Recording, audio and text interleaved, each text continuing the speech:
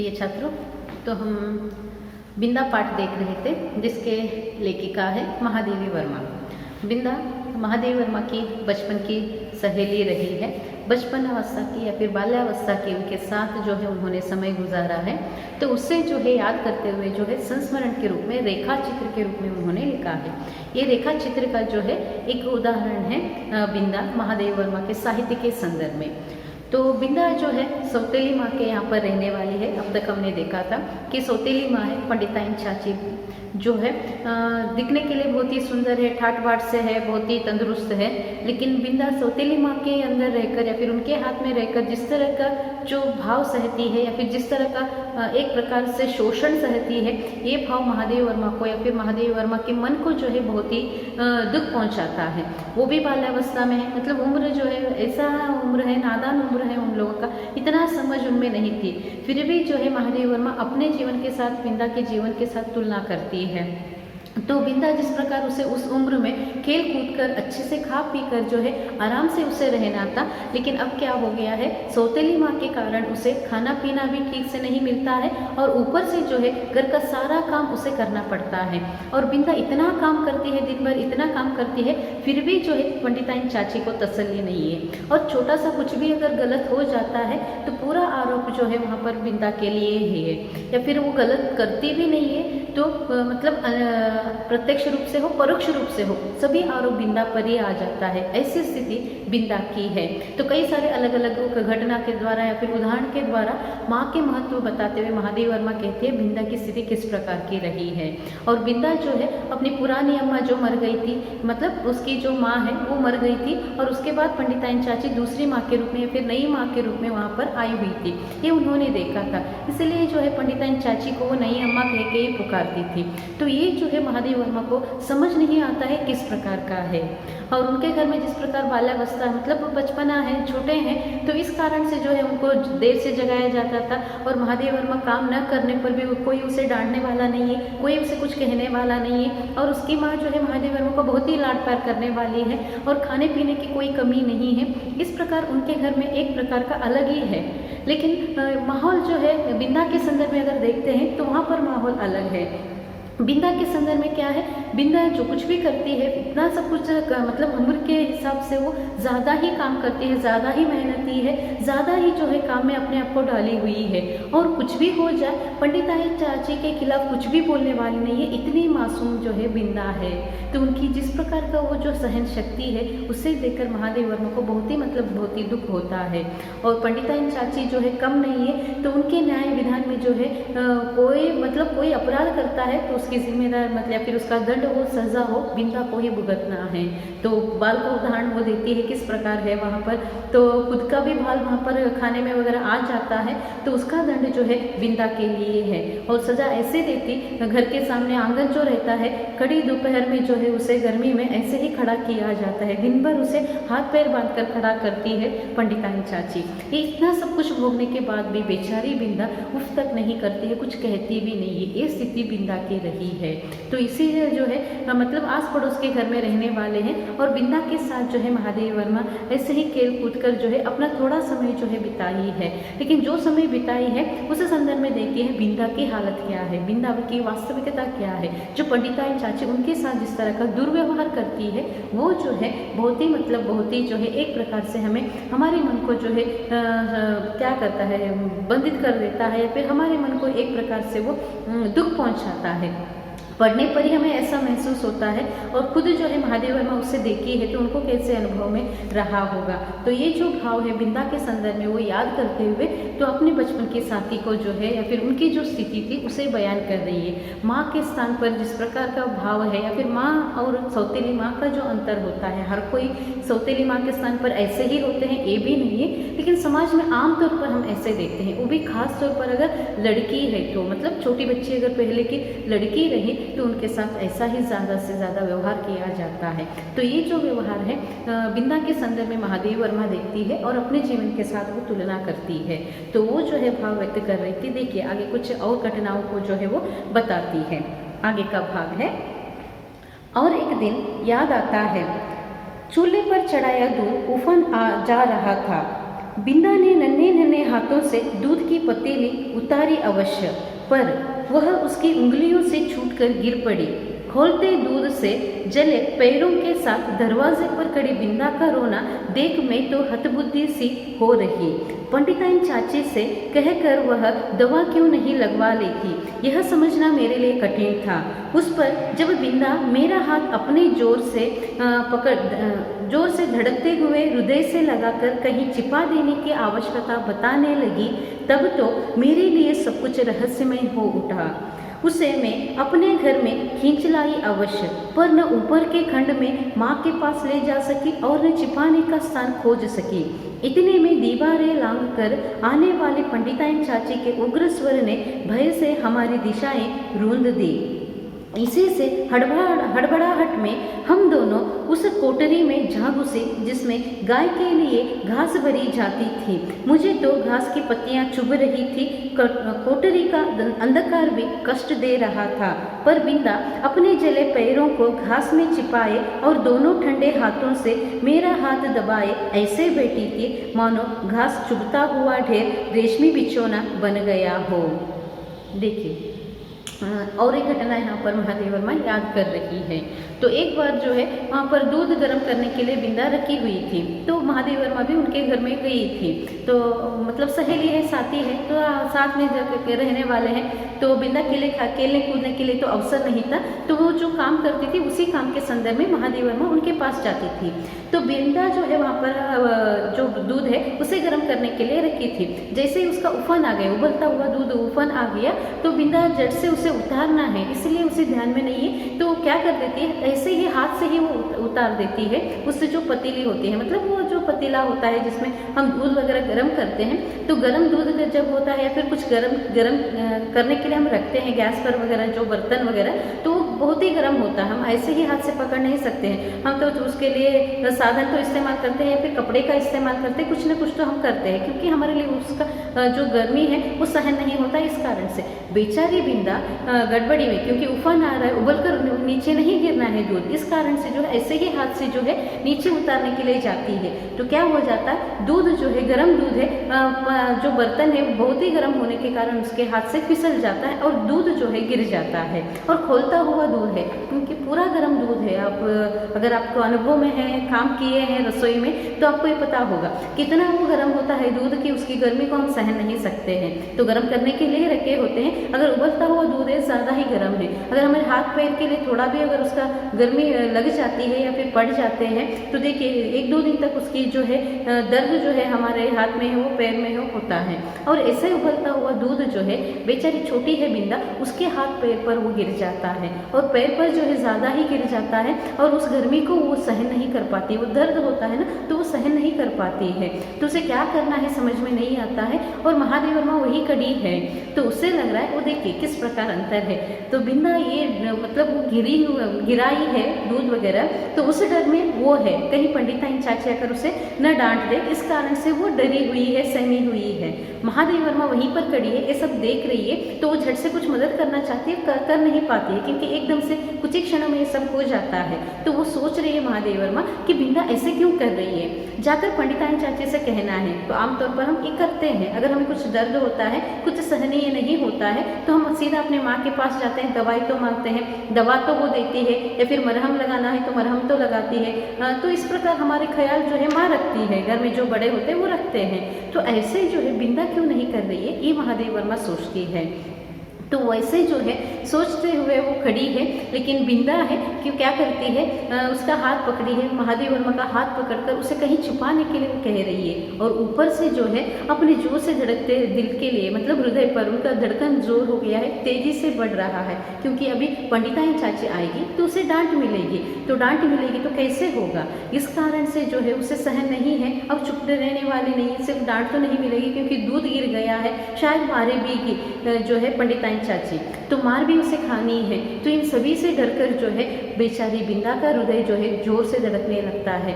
महादेव वर्मा का हाथ लेकर जो है अपने हृदय पर लगाते कितनी जोर से उनका हृदय धड़क रहा है। उससे देखकर भी महादेव वर्मा को हैरानी होती है कि क्यों डर रही है, उसे पता नहीं चलता है। तो वो कहीं छिपाने की बात करती है बिंदा, तो सीधा महादेव वर्मा उसके हाथ पकड़कर ले जाते हैं। कहाँ जाना है? अपने घर तो उसे ले जाना है। तो जैसे वो अपने घर ले जा रही थी तो सीधा अपने माँ के यहाँ पर ले जाना है, तो ऊपरी मंजिल पर जो रहते हैं माँ, तो वहाँ लेकर जाना है सोच रही थी। इतने में जो है पंडिताइन चाची की जोर जोर से आवाज़ हो सकती है या फिर उनकी गाली हो सकती है, सुनने लगती है, क्योंकि उससे पहले भी महादेव वर्मा इनसे अवगत थी किस प्रकार पंडिताइन चाची बिंदा को डांटती है, और सुबह उठाते संदर्भ में हो सकता है, काम करते संदर्भ में हो सकता है, कैसे गाली देती है, सब कुछ उसे पता था, सुनी है वो आवाज़। और इस समय ज़्यादा जोर से ही, क्योंकि बिंदा सामने नहीं है, और ज़्यादा जोर से जो है वो चिल्ला रही है, आवाज़ दे रही है।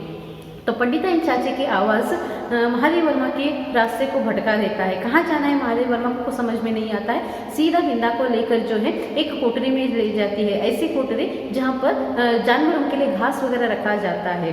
तो पुराने घरों में होता था, जानवर वगैरह जो पाला करते हैं तो उनके खाने का जो भी घास वगैरह, सूखा घास का जो एकत्रित संग्रहित होता है, तो उनका सामग्री जो भी रखा जाता था जानवरों का ही एक कोठरी जैसे हम बना कर रखते थे। तो ऐसे कोठरी में एक जगह जो है ऐसे सूखे घास वगैरह रखने के लिए जो है जगह बनाकर रखते थे। उस कोठरी में जो है महादेव वर्मा बिंदा को ले जाती है। तो वहाँ जाकर वो सूखा घास है, चुभता है वो सूखा घास, कांटा नहीं होता है, लेकिन उसकी जो है एक प्रकार से वो बहुत ही पतीला होता है घास, और ऊपर से सूखा हुआ है, तो अलग सा ही उसका चुभने का जो है अनुभव होता है। तो महादेव वर्मा को वो घास चुभ रहे थे, क्योंकि उसे आदत नहीं है असेंबली में या फिर इस प्रकार रहकर उसे आदत नहीं है, तो वो जो है चुभ रहे थे। कैसे चुभ रहे थे? तो इधर उधर वो कर रहे थे। लेकिन बिंदा है कि उनका जो है हाथ ठंड हो गए हैं, डर के मारे जो है इतना डरी हुई थी कि उनके पूरे हाथ कांप रहे थे और ठंड हो गए थे, और अपने हाथ को जो है महादेव वर्मा के हाथ के साथ पकड़ कर जो है वो इस पर जो है, मतलब पहले ही बेचारी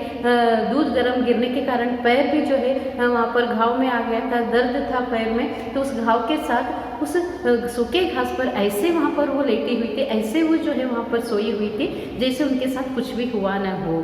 तो इस प्रकार आराम से वो नींद में चली जाती है। देखिए आगे क्या होता है। मैं तो शायद सो गई थी, क्योंकि जब घास निकालने के लिए आया हुआ गोपी इस अभूतपूर्व दृश्य की घोषणा करने के लिए कोलाहल मचाने लगा, तब मैंने आंखें मलते हुए पूछा, क्या सवेरा हो गया? माँ ने बिंदा के पैरों पर तिल का तेल और चूने का पानी लगाकर जब अपने विशेष संदेशवाहक के साथ उसे घर भिजवा दिया, तब उसकी क्या दशा हुई यह बताना कठिन है।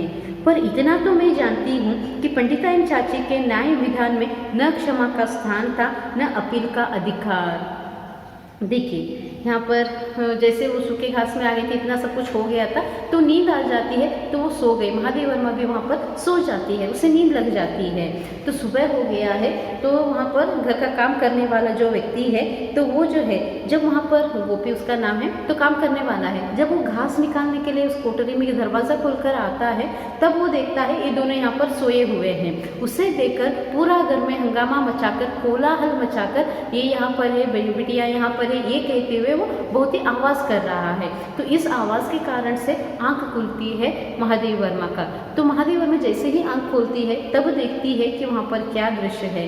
तो देखती है तो वहाँ पर सुबह हो गया है और जो है बिंदा भी उनके साथ है।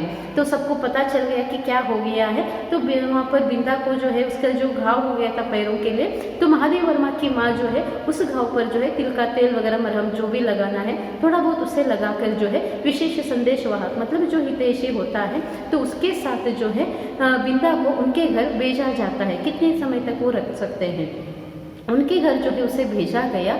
भेजने के बाद बिंदा की जो स्थिति थी वो बताने लायक नहीं थी। तो पंडिताइन चाची किस तरह है, क्या है, ये पहले से हमें पता है, और ऊपर से इस तरह की घटना करके, इस तरह का काम करके यहाँ पर वो चुप कर रही थी इतनी देर तक, तो और ज़्यादा गुस्सा जो है उनका बड़ा हुआ था। और उस विषय को बताना महादेव वर्मा के लिए भी कठिन सा लग रहा है। तो इसलिए जो है यहाँ पर वो कहती है, तो जिस प्रकार पंडिताइन चाची उनके साथ व्यवहार करती है, तो इसलिए वो है कि उनके न्याय विधान में, पंडिताइन चाची के न्याय विधान में, न्याय जो देती है, न्याय जो उनका करना है आता ही नहीं है, वो अलग बात है। पीछे आप लोगों ने देखा है किस प्रकार वो सजा देती है, गलती न रहने के बाद भी जो है दंड बिंदा को ही भुगतना है, ये हालत बिंदा की है। तो यहाँ पर जो है उसके न्याय विधान में न क्षमा का स्थान है, कभी वो माफ़ी नहीं देती है, कभी वो क्षमा नहीं करती है। छोटी बच्ची है, एक कहकर उसे छोड़ देना है, थोड़ा सा दूध जल गया गिर गया क्या होने वाला है, तो उसके लिए जो है वहाँ पर क्षमा का स्थान नहीं है। बिंदा को क्षमा माफ़ी तो मिलने वाली है ही नहीं, और न अपील का स्थान। क्या सच्चाई है क्या है वो बताने के लिए भी जो है वो अवसर ही नहीं देती है, या फिर समय ही नहीं देती है, सुनने के लिए भी तैयार नहीं होती है पंडिताइन चाची। उसका व्यवहार ऐसा है। तो इसलिए महादेव वर्मा को ये बताना जो है मुश्किल है कि अब बिंदा की स्थिति क्या हो गई थी वहाँ पर घर जाने के बाद। फिर कुछ दिनों तक मैंने बिंदा को घर आंगन में काम करते नहीं देखा। उसके घर जाने से माँ ने मुझे रोक दिया था, पर वे प्रायः कुछ अंगूर और सेब लेकर वहाँ वो आती थी। बहुत खुशामद करने पर रुकिया ने बताया कि उस घर में महारानी आई है, क्या वे मुझसे नहीं मिल सकती? पूछने पर वह मुंह में कपड़ा ठूंसकर हंसी रोकने लगी। जब मेरे मन का कोई समाधान न हो सका तब मैं एक दिन दोपहर को सबकी आंख बचाकर बिंदा के घर पहुंची। नीचे के सुनसान खंड में बिंदा अकेली एक कॉट पर पड़ी थी, आंखें गड्ढे में धंस गई थी, मुख दानों से भरकर न जाने कैसा हो गया था, और मैली सी चादर के नीचे छिपा शरीर बिछोनों से भिन्न ही नहीं जान पड़ता था। डॉक्टर दवाई की शीशियाँ, सिर पर का हाथ फेरती हुई माँ और बिछोनों के चारों चक्कर काटते हुए बाबूजी के बिना भी बीमारी का अस्तित्व है यह मैं नहीं जानती थी। इसी से उस अकेले बिंदा के पास खड़ी होकर मैं चकित सी चारों ओर देखती रह गई। बिंदा ने ही कुछ संकेत और कुछ अस्पष्ट शब्दों में बताया कि नई अम्मा मोहन के साथ ऊपर के खंड में रहती है, शायद चेचक के डर से। सवेरे शाम बौरौनी आकर उसका काम कर जाती है। फिर तो बिंदा को देखना संभव न हो सका, क्योंकि मेरे इस आज्ञा उल्लंघन से माँ बहुत चिंतित हो उठी थी। देखिए इसके बाद मतलब वो जो घटना हो गई दूध का वगैरह, जिस प्रकार वो लोग छुपे हुए थे, ये घटना होने के बाद कुछ दिनों तक बिंदा जो है दिखाई नहीं देती है, आंगन में भी दिखाई नहीं देती है, फिर काम करते हुए जो है वो दिखाई नहीं देती है। और इस घटना के बाद जो है वहाँ पर बिंदा को जो मिलना है, या फिर बिंदा जो सहेली के रूप में महादेव वर्मा मानती थी, उनका जो उनके साथ खेलना कूदना रहता था, तो उसके लिए जो है महादेव वर्मा को उनके घर में रोक लगाया गया था कि उसे उसके घर नहीं जाना है, बिना उसके आज्ञा लिए उसे वहाँ तक जाना नहीं है, ये उनको बताया गया था। तो माँ का आज्ञा का उल्लंघन करके वो जा नहीं सकती थी। तो उनकी घर की नौकरानी है रुकिया, तो उसे जो है ज़्यादा जबरदस्ती करने के बाद, माँ तो कुछ बताई नहीं महादेव वर्मा को बिंदा के बारे में, सिर्फ जाना नहीं है ये उन्होंने आज्ञा दी है। तो लेकिन उसकी माँ जो है कभी कभार बिंदा के घर होकर आती थी, कुछ फल वगैरह जो है उनके लिए ले जाकर उनके घर जो है आना जाना जो है वो किया करती थी। तो क्या हुआ है ये तो पता ही नहीं। रुकिया जो घर की नौकरानी है उसे पूछने पर वो बताई कि उसके घर में महारानी आई है, तो उसे कुछ समझ में नहीं आता है क्या हुआ है। तो वहाँ पर जो है बिंदा के लिए जो जिस प्रकार की हालत है, या फिर दिखाई नहीं देती है, क्यों उसे मिलने के लिए नहीं दिया जा रहा है, तो ये सभी जो है महादेव वर्मा के लिए कई सारे प्रश्न उनके दिमाग में बैठ जाते हैं। तो उस जो उम्र होता है वैसा ही है, जो हम करने के लिए कहते हैं वो कभी नहीं करते हैं, जो जिस विषय को लेकर जिस काम को लेकर मना किया जाता है वही काम हम ज़्यादा करने के लिए उतावले रहते हैं। खासतौर पर ये इस उम्र में जो है, छोटे उम्र में बचपन अवस्था में हो सकता है, या फिर युवावस्था में हो सकता है, जिस काम को न करने के लिए कहा जाए उस काम को करने के लिए तत्पर रहते हैं जो बच्चे होते हैं। तो महादेव वर्मा को सहन नहीं हुआ, तो इसलिए जो है वो आंख बचाकर एक दिन बिंदा के घर चली ही जाती है। तो उनके घर चली जाती है तो वहाँ पर वो देखती है कि बिंदा की हालत किस प्रकार की है। तो वो बीमार है, ऐसे लेटी हुई है जैसे उनका शरीर और बिछौना एक समान हो गया है, इतनी पतली जो है बिंदा हो गई है, और उनके आसपास कोई नहीं है। तो देखिए फिर वो तुलना करती है, जब महादेव वर्मा या फिर उनके घर में अगर बीमारी है या फिर किसी को कुछ स्वास्थ्य बिगड़ जाता है तो स्थिति कैसी होती है। उनके सिरहाने जो है उनकी माँ बैठी हुई होती है, उनके सिर पर हाथ फेर रही होती है, तो उसको सांत्वना दे रही है, तो उनको जो भी दर्द है दुख है उसे दूर करने के लिए वो कोशिश करती रहती है। और डॉक्टर को बुलाया जाता है, डॉक्टर की दवाइयों की शीशी वगैरह वहीं पर रखा जाता है। कुछ होता है खांसते भी है, चीखते भी है, थोड़ी गर्मी ज़्यादा होती है या फिर हमारे लिए ज्वर वगैरह ज़्यादा बढ़ जाता है तो उस समय हम लोग जो है बुखार जब बढ़ जाता है तो उस समय हम लोगों के लिए जो है दवाई पिलाया जाता है। ये सभी जो है बीमारी की अवस्था में है। और ऊपर से हमारे पिता भी जो अगर पिता होते हैं या फिर पिता के स्थान पर जो कोई भी है बड़े हो जो होते हैं घर में, तो वो लोग जो है हाथ मलते हुए इधर उधर घूमते हुए कब हम ठीक होंगे इसके इंतज़ार में जो है वो इतना हमारा ख्याल रखते हैं, इतना हमारा ख्याल रखते हैं। और इन सभी के बिना बीमारी भी होती है। ये पहली बार जो है महादेवी वर्मा बिंदा के संदर्भ में देखती है, क्योंकि बिंदा अभी बीमार है और बीमारी की अवस्था में उनके आसपास कोई नहीं है। वो अकेले लेटी हुई है अपने बिछौने या फिर बिस्तर पर, और जैसे मतलब पुराना चादर ओढ़कर ऐसे बैठी हुई है। उनके चेहरा पूरा जो है दागों से भरा हुआ है, उससे जो है चेचक हुआ है। चेचक मतलब वो से चिकन पॉक्स जो आप कहते हैं ना अंग्रेजी में, वो है या फिर कन्नड़ में भी है। तो ये छोटी उम्र में आमतौर पर आता ही है, एक बार आकर जाता है ये भी कहा जाता है। और ये जो है संक्रामिक है, एक के बाद एक दूसरे का जो है ये फैलाव है, दूसरों को होता है, ऐसा है। तो इसी कारण से जो है वहाँ पर तो उस वृंदा के लिए हुआ था। तो वो जो है वहाँ पर लेटी हुई थी और उसकी पंडिताइन चाची, उसकी जो माँ है नई माँ पंडिताइन चाची, और अपने बेटा जो मोहन है उसे लेकर दूसरी मंजिल पर दूसरे कमरे में वो रहते हैं। लेकिन इसे जो है अकेला वहाँ पर छोड़ा गया है। तो महादेव वर्मा को ये देखकर बहुत ही मतलब अजीब लगता है कि ऐसा भी जो है बीमारी की अवस्था हो सकती है, ये उन्होंने पहली बार देखा था। तो उसे वहाँ पर जो बिंदा स्पष्ट रूप में मतलब बताने की इतनी शक्ति नहीं है, पूर्ण रूप से वो नरम हो गई है, पूर्ण रूप से जो है उनका बीमारी की अवस्था में है, बोल भी नहीं सकती है, इतना जो है उनका शक्ति पूर्ण रूप से टूट गया है, या फिर एकदम से वो असमर्थ हो गई है, असहायक हो गई है, और उनमें इतनी शक्ति नहीं है कि आराम से वो बोल सके। तो लेटे लेटे ही जो है महादेव वर्मा को कुछ बातें जो है इशारों के द्वारा, स्पष्ट शब्दों के द्वारा बताने के लिए कोशिश करती है कि उसकी हालत किस प्रकार का है और उनके साथ कोई नहीं है, और पंडिताइन चाची जिस प्रकार वो अलग रहती है ये उन्होंने बताया। और जो घर की नौकरानी है वो थोड़ा बहुत इसका काम करके जाती है, ये बताती है। तो इसे देखकर महादेव वर्मा को या फिर उसके मन को बहुत दुख होता है। लेकिन ये जो घटना हुई थी फिर से मतलब महादेव वर्मा घर में आज्ञा देने के बाद भी बिना बताए जो बिंदा के घर गई थी, फिर इसके बाद उसे फिर उस घर में जाने के लिए नहीं दिया जाता है। मतलब बिंदा से मिलने के लिए फिर से उसे जो है फिर पाबंदी लगाई जाती है। तो इसके बाद जो है वहाँ पर फिर से वो बिंदा से मिलने के लिए जाना महादेव वर्मा के लिए मुश्किल हो गया। एक दिन सवेरे ही रुकिया ने उनसे न जाने क्या कहा कि वे रामायण बंद कर बार बार आंखें पोंछती हुई बिंदा के घर चल दी। जाते जाते वे मुझे बाहर न निकलने का आदेश देना नहीं भूली थी। इसी से इधर उधर से झांक कर देखना आवश्यक हो गया। रुकिया मेरे लिए त्रिकालदर्शी से कम न थी, परंतु वह विशेष अनुनय विनय के बिना कुछ बताती ही नहीं थी, और उससे अनुनय विनय करना मेरे आत्मसम्मान के विरुद्ध पड़ता था।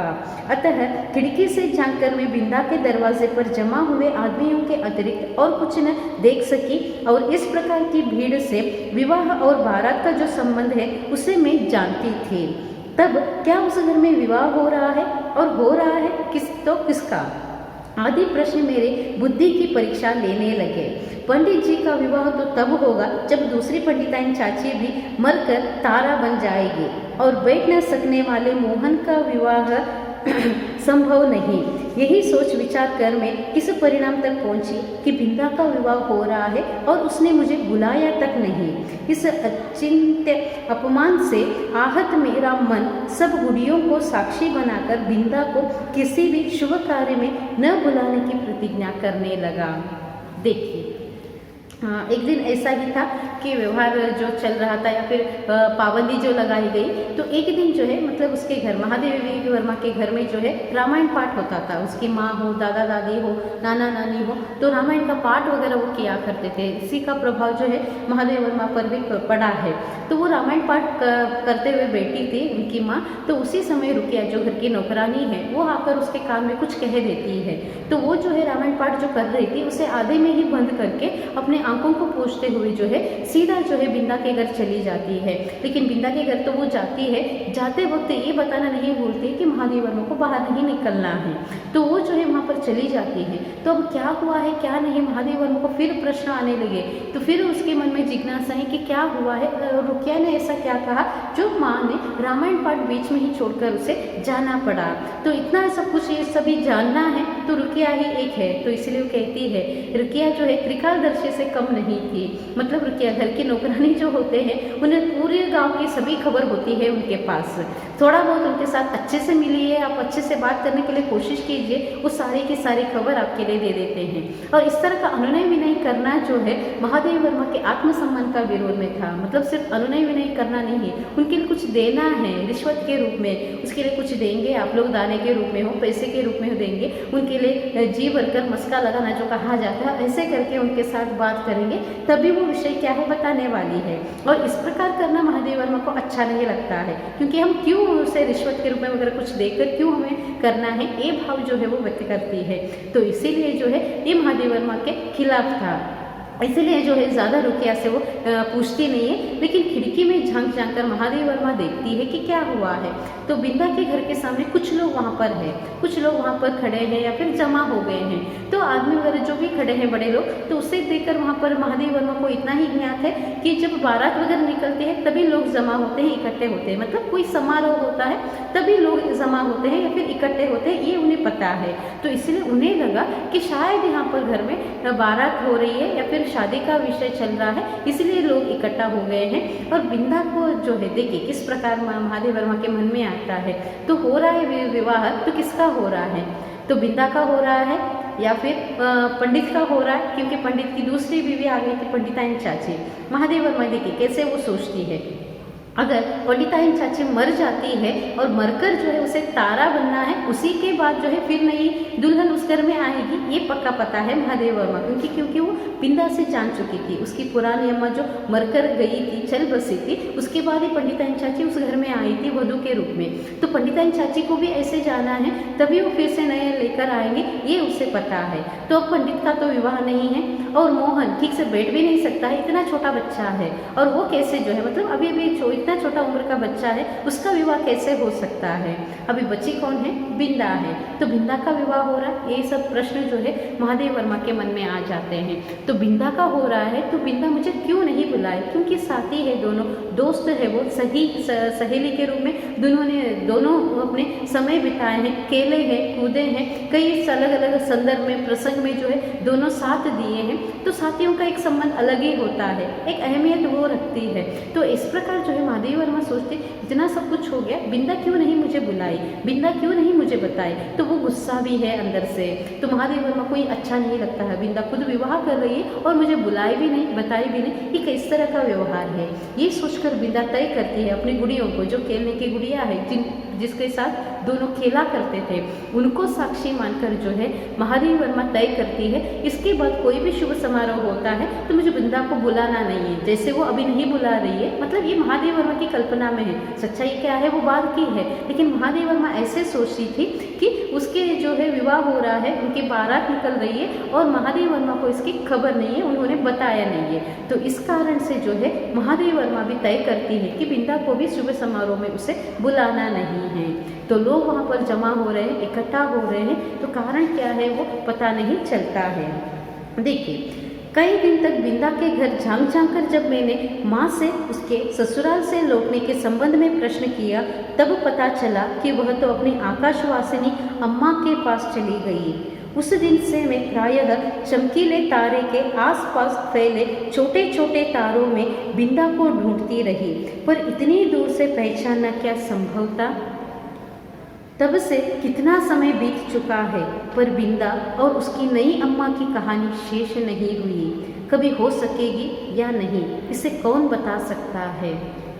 देखिए किस प्रकार के भाव है, किस तरह है, हमारे मन किस प्रकार रहता है दोस्तों के संदर्भ में। तो जिस प्रकार महादेव वर्मा अपनी कल्पना में थी कि बिंदा की शादी हो रही है, वो ससुराल जा रही है, ये सब उनकी कल्पना में थी, तो उन्होंने बुलाया नहीं है, ये गुस्सा भी था उसे अंदर से, इसीलिए वो सोचती है कि बिंदा को भी नहीं बुलाना है। तो इस थोड़ा समय बीतने के बाद, कुछ दिनों के बाद, क्योंकि विवाह होता है तो ससुराल से आना जाना लगा तो रहता है, कम से कम कुछ कारणों के लिए जो है उसे औपचारिकता के लिए सही आना जाना होता है। तो बिंदा कभी आती ही नहीं है घर में, मतलब ससुराल से कभी लौटने का वो देखती ही नहीं है। तो ये जो देख कर जो है महादेव वर्मा अपनी माँ से पूछती है कि बिंदा क्यों नहीं लौटी है, क्यों वहाँ पर ससुराल से वो आई नहीं है। तब उसे बताया जाता है, तब महादेव वर्मा को पता चलता है कि बिंदा जो है अब नहीं रही है।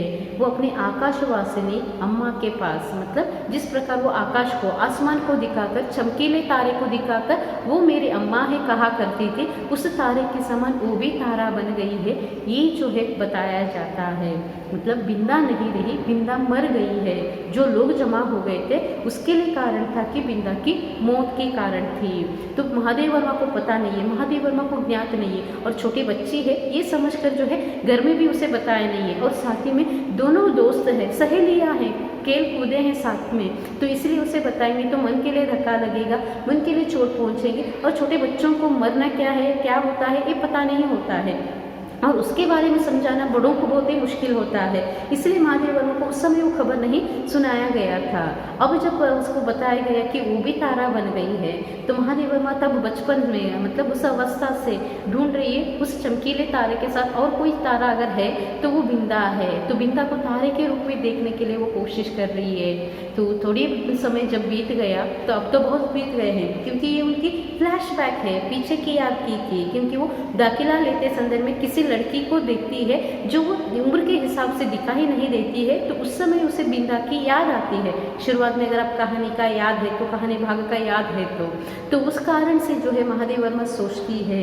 तो कितना समय बीत गया, फिर भी उसकी स्मृति पटल से बिंदा बिंदा की ये जो पंडिताइन चाची है कभी नहीं अलग हो गए हैं। उसकी स्मृति पटल पर जो है ऐसे ही वो लोग बसे हुए हैं। और बिंदा जैसे कितनी सारी लड़कियां हैं जो सौतेली माँ के अंदर साथ में रहकर या फिर उनके शिकार होकर, उनके शोषण के शिकार होकर अपने जीवन को समाप्त किए हैं। कितने लोग हैं ऐसे शोषण को सहते हैं, और कितनी माताएं ऐसे हैं जो सौतेली माँ का स्थान निभाकर इस तरह का जो है उस पद का जो है बदनाम कर देते हैं। तो ये जो व्यवहार है क्या कभी ये समाप्त हो सकेगा, प्रश्न करती है।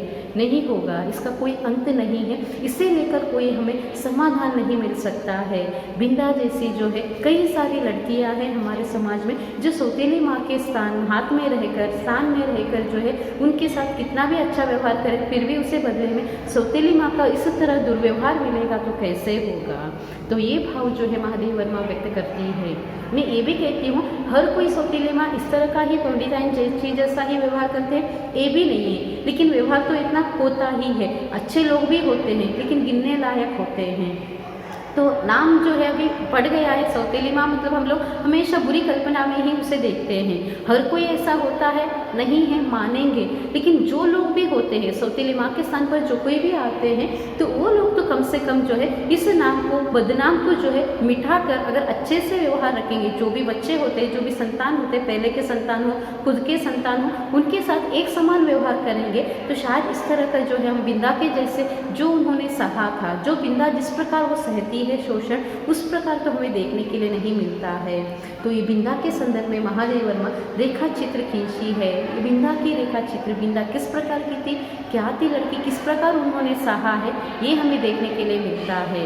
तो बिंदा जो काम की थी, जिस प्रकार उनका जीवन रहा था, जीवन शैली थी, तो महादेव वर्मा अब बार बार अपने साथ तुलना करती है, खुद का जीवन किस प्रकार का है, खुद का जीवन किस प्रकार बीता हुआ था, खुद का जीवन किस प्रकार चल रहा था। तो ये सभी जो है भाग वहाँ पर देखेंगे तो महादेव वर्मा और अपने जीवन और बिंदा के जीवन से जब तुलना करती है तो बहुत बहुत हैरानी में रहती है। मेरे साथ ऐसा है तो बिंदा के साथ ऐसा क्यों, हमारे घर में ऐसा है तो बिंदा के घर में ऐसा क्यों। ये सारी बातें जो है कई सारे उनके मन के जो प्रश्न है, प्रश्न बनकर ही थे, क्योंकि वो बाल्यावस्था में थी महादेव वर्मा। जब अब बड़ी हो गई थी, समझदार जब बन गई, तब शायद उसे पता चला कि वो सभी प्रश्न के उत्तर क्या है, अब उसे समझ में आ गया। इसलिए दाखिला लेते संदर्भ में वो जो लड़की आई थी 14 साल की लड़की थी, लेकिन दिखने के लिए 14 साल की नहीं लग रही थी। इसीलिए जो है उसे देखकर उसे बिंदा की याद आती है, क्योंकि उनके पिता बताता है मेरी दूसरी पत्नी है, उसकी दूसरी माँ है, तो उनके हाथ में रहकर उसकी हालत क्या होती है वो सीधा बता रहा है पिता कोई उसके लिए मदद नहीं कर रहा है। देखिए बिंदा के संदर्भ में भी है, पिता है उसके स्थान पर, बिंदा है, पंडित है, तो पंडित तो कम से कम थोड़ा बहुत तो उसको ठीक से रखना था, बिंदा के साथ अच्छा व्यवहार रखना था, कम से कम पंडित तो बिंदा के साथ अच्छी तरह से रहना था। तो ये हमें कहीं देखने के लिए नहीं मिलता है। पंडित का व्यवहार बिंदा के साथ कैसा था ये देखने के लिए हमें नहीं मिलता है। क्या था वो अलग बात है, लेकिन वो तो वहाँ पर थोड़ी बहुत रोकथाम लगा सकता था ना पंडिताइन चाची पर। इतना काम के लिए लगाती थी, इतना काम करती थी बेचारा। कहती है ना महादेवी वर्मा, आंगन में हमेशा झाड़ू लगाते हुए, आग जलाते हुए, पानी भरते हुए, चिलम देते हुए, घर का काम करते हुए, हर कोई काम जो है बिंदा करती है। फिर भी पंडिताइन चाची उसे डांटती है, गाली देती है और मरने के लिए वो शाप देती है, मरने के लिए वो गाली देती है। मरती भी नहीं ऐसे कहती है। किसके घर में ऐसे कहा जाता है कहिए? अगर कहा भी जाता है तो हमारा मन कितना दुखी होता है। बेचारी बिंदा इन सभी को सहकर कितने शांत मूर्ति के समान रहा करती थी। देखिए सजा के संदर्भ में कहा जाता है, किस प्रकार उसे सजा दिया जाता था। बाल के संदर्भ में उन्होंने बताया है। तो बाल काटने के संदर्भ में वो कभी मना नहीं करती है, अपनी माँ को न काटने के लिए मना करती है या फिर न काटने के लिए वो विनती करती है, कुछ भी नहीं है। मतलब वो कुछ भी कहेगी तो उसका कोई फायदा नहीं है, बिंदा को पता है। पंडिताइन चाची जो चाहती है वही करने वाली है, ये बिंदा को पता है। इसीलिए जो है उनके सामने बाल काटते हुए ऐसे बैठी रही कि जैसे बाल भी उसी के हो और सिर भी उसी का हो। तो ऐसे ही बैठकर जो है इतने लंबे अच्छे बाल जो है कटवाने के लिए जो है वो तत्पर हो जाती है। बहुत ही बहुत ही मन के लिए दुख होता है ये सब सुनकर। तो इसीलिए जो है यहाँ पर महादेव वर्मा बिंदा को याद करते हुए जो सौतेली माँ का स्थान है, जिस प्रकार वो शोषण सहती है, इससे लेकर बताने के लिए कोशिश की है। सौतेली माँ को दिखाना उनका उद्देश्य नहीं है या फिर सौतेली माँ को लेकर अवगुण बताना उनका उद्देश्य नहीं है महादेव वर्मा का, लेकिन हमारे समाज में ये हमें देखने के लिए मिलता है। ये वो कहना चाहते हैं। ये जो घटना है उन्हीं के साथ घटा हुआ है, फिर उनके साथ जो है आप बीती है। खुद महादेव वर्मा भी यहाँ पर पात्र है। महादेव वर्मा की हर साहित्य जो है ऐसा ही है। हर गद्य की रचना जो है उन्हीं से जुड़ा हुआ है, उन्हीं के साथ है, उनके जीवन से जो है वहाँ पर जीवन के साथ चलने वाला है। तो इसीलिए जो है यहाँ पर हमें जो अलग सा जो है भाव दिखाई नहीं देता है। तो महादेव वर्मा जिस प्रकार जो है यहाँ पर जो है खास तौर पर माँ के प्रेम को लेकर या फिर मातृ प्रेम जो हम कहते हैं उससे जो है यहाँ पर दर्शाने के लिए कोशिश की है। माँ के प्यार से अगर कोई चूक जाता है या फिर माँ का प्यार अगर किसी को नहीं मिलता है तो किस तरह का होता है ये बताने के लिए कोशिश की है। तो माँ कितना महत्व है हमारे जीवन में ये बहुत ही मायने रखता है। तो इसलिए मैं भी बार बार आपसे निवेदन करती हूँ, पाठ के संदर्भ में भी मैंने किया है, इससे पहले भी जब भी अवसर आता है मैंने कहा है, आपके घर में जो बड़े हैं, आपके घर में जो माँ के स्थान पर है, कभी उसका अपमान मत कीजिए, कभी उसके साथ जो है दुर्व्यवहार जो है आप लोग मत कीजिए। मतलब दुर्व्यवहार मतलब आप लोग गुस्से से बात करते हैं, खाना अच्छा नहीं बना हो तो उसे जो है हम लोग डांटते हैं, या फिर ठीक से खाना नहीं है तो उसके लिए भी हम उसे डांटते हैं, ऐसा है वैसा है हम लोग नाम रखते हैं। और काम में हाथ बटाने के लिए वो थोड़ी बहुत मदद मांगती है तो हम वो भी नहीं करते हैं। तो इस तरह का व्यवहार आप लोग कृपया मत कीजिए। तो उसे भी दुख होता है, उसका भी मन है, आप लोगों के लिए इतना समर्पण भावना से सब कुछ वो करती है और आप लोग बदले में इस तरह का व्यवहार उनके साथ रखेंगे तो उसका मन कैसा लगेगा। तो आपके लिए जो ये मातृ प्रेम मिला हुआ है, बिंदा की जैसे हालत में तो हम नहीं हैं, अगर है तो वो अलग बात है, अगर नहीं है तो कम से कम हमें ये सोचना है कि किस प्रकार हमारी स्थिति है और हम लोग माँ का प्यार से या फिर माँ के प्यार से किस तरह हम लोग जो है भाग्यशाली हैं। माँ का प्यार हमें इतना मिलता है, माँ से हमें इतना सब कुछ हमें मिलने वाला है। इन सभी को ध्यान में रखकर जो है हमें माँ के साथ व्यवहार अच्छे से रखना है, ये निवेदन है आप लोगों से। तो यहाँ पर जो है महादेव वर्मा बिंदा के संदर्भ में उस मातृ वंचित प्रेम जो रहा है कितना वो असर करता है बाल्यावस्था में, इससे लेकर वो बताई है। क्योंकि बाल्यावस्था जो है हमारा जीवन का विकास कहलाता है। बाल्यावस्था में जो हमें मिलता है वही आगे जाकर हमारा जीवन या फिर व्यक्तित्व जो है रूपायित होने वाला है। बचपन जैसा होता है, बचपन में जो हम सीखे होते हैं वही हमारे अंत तक काम आने वाला होता है। तो इसीलिए जो है माता को पहली गुरु जो है कहा जाता है, पहले गुरु के रूप में माँ को ही हम लोग देखते हैं। और हमारे घर को जो है पहली पाठशाला कहा जाता है। मतलब जो भी हम सीखते हैं हमारे घर से ही सीखते हैं, हमारे माता पिता से सीखते हैं, हमारे घर के सदस्यों से हम लोग सीखते हैं। तो ये सभी जो हम घर में या फिर घर के सदस्यों से जो हमें मिलने वाला है, ये सभी हमें सबक के समान है, सीख के समान है। और इसका अनुकरण हम लोग जीवन पूर्ण के लिए करते रहते हैं, जीवन भर के लिए करते हैं। तो ये जो हम लोग अनुकरण करते हैं, तो इसे जो है हमें अच्छे व्यक्तित्व रूपायित करने के लिए बहुत ही ये सहायकारी होता है। बिंदा की हालत देखिए, इतना सब कुछ की, बेचारी बीमार है, फिर भी उसका ख्याल कोई नहीं रखता है। पिता भी नहीं रखे, माता भी नहीं रखी, और कुछ ही दिनों में वो चल बसती है। देखिए स्थिति कैसी है बिंदा की बेचारे की। तो ये जो भाव है यहाँ पर महादेवी वर्मा व्यक्त करती है। तो हमारे भाग्य में है माँ का प्यार। हमारे माता पिता, हमें कुछ हो जाता है तो कितना वो वहाँ पर खुद के लिए हुआ है जैसा करते हैं, और खुद अगर बीमार पड़ते हैं तो देखिए क्या हम लोग इतनी खातिरी करते हैं अपने माता पिता की, करते हैं। उनके सिरहाने बैठना हो, उनको दवाई वगैरह देना हो, उसको आराम करने के लिए देना हो, सोने के लिए कहना हो, हाथ पैर दबाना हो, करते हैं हम लोग?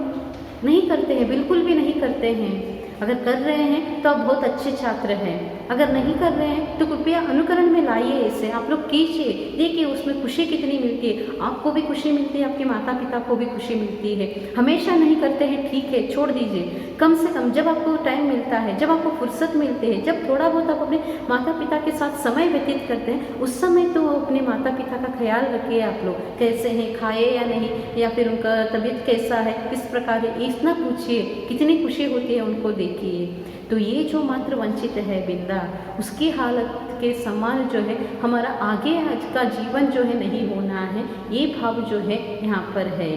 तो अगर मात्र वंचित अगर हम हो जाएंगे तो हम लोगों को तब पता चलेगा हमने कितनी गलतियाँ की हैं। बाद में पछताने से अच्छा है अब जो है जिस प्रकार हमें जो मिला हुआ है उसे अच्छे से संभल कर रखना है। तो इसीलिए महादेवी वर्मा बिंदा के संदर्भ में जो है अपने भावों को, विचारों को जो है व्यक्त करने के लिए कोशिश की है। तो माँ का प्यार भी है, माँ के प्यार से वंचित बिंदा का भी स्थिति यहाँ पर उन्होंने दर्शाया है। तो उम्मीद है आप लोगों को ये पाठ समझ में आया होगा, और पाठ से जुड़े प्रश्न जो भी दिए गए हैं तो उसके उत्तर आपको लिखना ही है।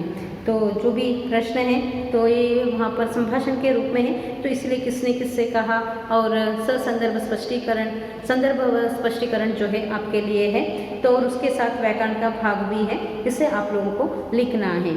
तो इसीलिए जब भी आपको कोई समस्या हो या फिर अड़चन आ जाती है या फिर समझ में ना आया हो, ऐसी स्थिति है, तो कभी भी आप मुझसे पूछ सकते हैं। तो ठीक है, धन्यवाद।